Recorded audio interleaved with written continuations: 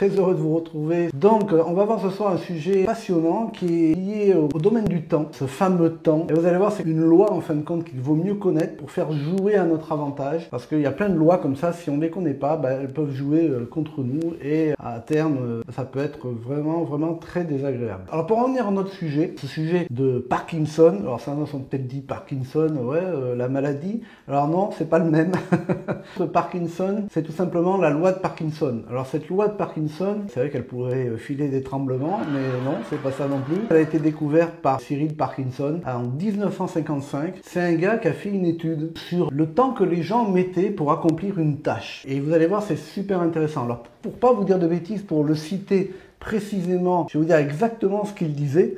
Alors, il disait, notre monsieur Parkinson, tout travail finit par occuper le temps qui lui est importé. Ça veut dire quoi? Ça veut dire tout simplement, je vais en revenir à l'étude d'abord, j'ai fait cette étude sur l'administration anglaise et s'est aperçu que quand on donnait une tâche à un salarié dans l'administration anglaise, si on lui disait, ben voilà, vous avez une semaine pour accomplir cette tâche, la personne prenait une semaine pour accomplir la tâche. Si on lui disait, voilà, vous avez un mois pour accomplir cette tâche, la personne prenait un mois pour accomplir cette tâche. On va me dire, c'est complètement dingue, parce que, attends, il y a des tâches qui sont plus longues à accomplir que d'autres. Oui, mais là où je veux en venir, c'est pas trop à l'administration anglaise parce que ça ne nous intéresse pas trop, mais c'est surtout à nous, à notre métier, à nous, le marketing réseau, où on a une liberté totale d'expression, c'est-à-dire qu'en fin de compte, c'est nous qui définissons les horaires, c'est nous qui définissons les tâches, c'est nous qui définissons absolument tout. Ce qu'il y a donc de très dangereux, c'est que si vous n'appliquez pas et vous n'êtes pas attentif à la loi de Parkinson, si vous dites par exemple, oh, moi ce que je voudrais, c'est gagner 1000 euros et que vous ne mettez pas un délai pour atteindre ces 1000 euros, vous ne les atteindrez pas. Déjà. Si vous dites, ah ben je vais accomplir ça en 6 mois, vous le ferez en 6 mois. Si vous dites, je le ferai en 3 mois, vous le ferez en 3 mois. Je vais le faire en 1 mois, vous le ferez en 1 mois. Ça peut paraître complètement dingue ce que je suis en train de vous dire là. Mais en fin de compte, tout ce que vous allez mettre en œuvre, il est nécessaire de définir des plages horaires et de mesurer le temps, tout simplement, que vous êtes en train d'utiliser. Parce que souvent, voilà ce qui se passe. Moi, c'est quelque chose dont je me suis aperçu dans le métier, c'est que plus on a de temps, plus on prend de temps pour faire les choses. Et j'ai vu des partenaires qui avaient peu de temps, parce qu'ils avaient des journées de travail très chargées, qui faisaient leur activité, donc de marketing réseau, après leur journée de travail, qui étaient beaucoup plus performants que des gens qui ne faisaient que ça. Parce que ceux qui ne font que ça, eh bien, ils ont tout leur temps. Donc ils prennent l'habitude souvent de ne rien planifier, de ne rien structurer et d'y aller en disant, ouais, voilà, bon, j'ai une tâche à faire, je dois parler à 3 personnes par jour, c'est la tâche que je me suis assignée, rien n'est structuré. Vous arrivez au bout d'une semaine, dites à la personne, alors combien tu as parlé de personnes? Elle s'est mis 3 comme objectif par jour. Mais écoute, 3.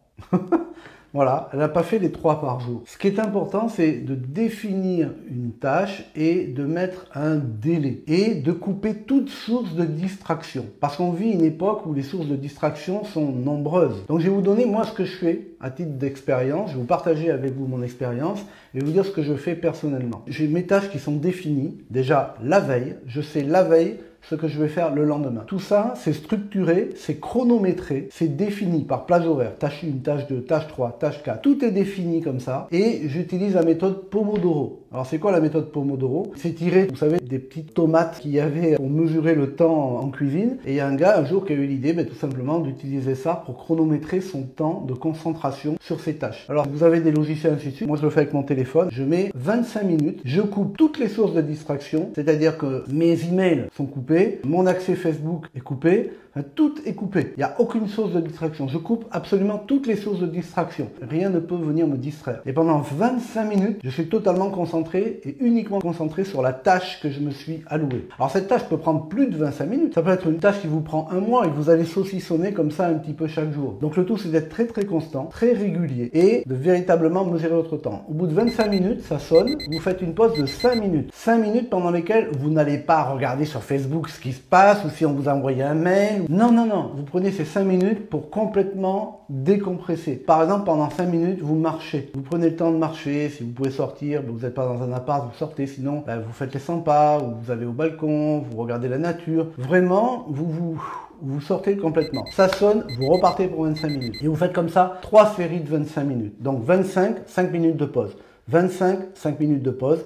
25, 20 minutes de pause. Et après, vous repartez. Ça, c'est au début. Plus vous améliorez votre capacité à vous concentrer sur les tâches, à éviter de vous disperser, vous pouvez augmenter et mettre 30 minutes, et puis 35 minutes, et puis 40 minutes. Et là, vous allez voir, vous allez gagner en efficacité, ça va être quelque chose de complètement fou. Aujourd'hui, je suis financièrement indépendant, je peux faire ce que je veux de mes journées. J'ai des routines matinales et tout est chronométré, parce que ça m'aide véritablement à éviter la dispersion. Et je note ce que j'ai fait et l'efficacité que j'ai eue. Et je peux vous dire que quand vous faites ça, vous accomplissez beaucoup plus que quand vous êtes complètement déstructuré. Si vous êtes au départ un petit peu déstructuré, comme on l'est très souvent, quand vous allez arriver au bout de la période de 25 minutes, vous allez dire « Oh purée, zut, ça va sonner, mince, je me suis laissé distraire par ça ». Efficacité, productivité, vous allez voir, zéro. Vous allez faire vos 5 minutes de pause, vous allez retourner pour 25 minutes, vous dire non, cette fois-ci, même s'il y a un message qui passe, vous n'allez pas vous laisser distraire par ce message, vous n'allez pas partir regarder le dernier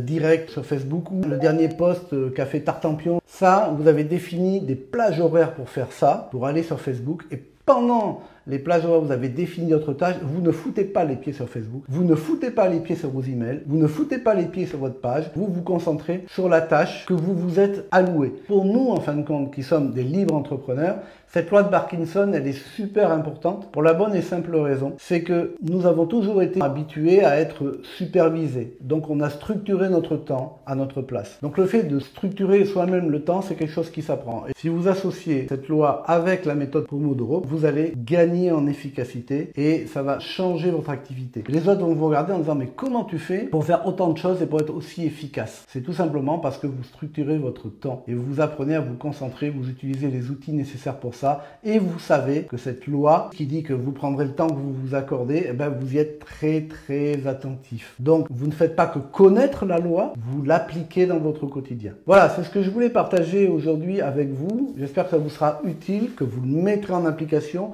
et que vous me ferez des retours de ce que ça a donné, de l'efficacité que vous rencontrez dans votre activité au quotidien. Si ça vous a plu, vous mettez un pouce. Si vous avez des questions, n'hésitez pas à les poser aussi. Et puis si vous voulez être sûr de être notifié, vous abonner et puis vous demandez à être informé. Bonne soirée à tous et bon succès. Bye bye.